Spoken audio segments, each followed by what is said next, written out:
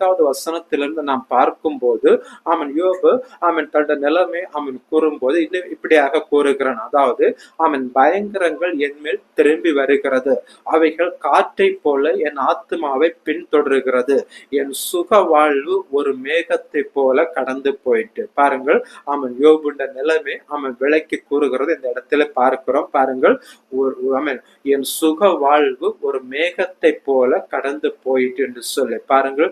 இன்றைக்கும் நம்முடைய வாழ்க்கையில அநேகருடைய நிலைமை இதுதான். என்னுடைய சுக வாழ்வு ஒரு மேகம் கடந்து போகிறது போல என்னுடைய சுக வாழ்க்கை கடந்து போனது.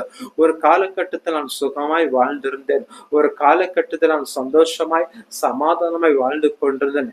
இன்றைக்கு ஒரு மேகம் கடந்து போகிறது போல எல்லாம் என்னை விட்டு கடந்து போனது, எல்லாம் என்னை விட்டு எடுபட்டு போனது, எல்லாம் என்னை விட்டு மாறி போனது.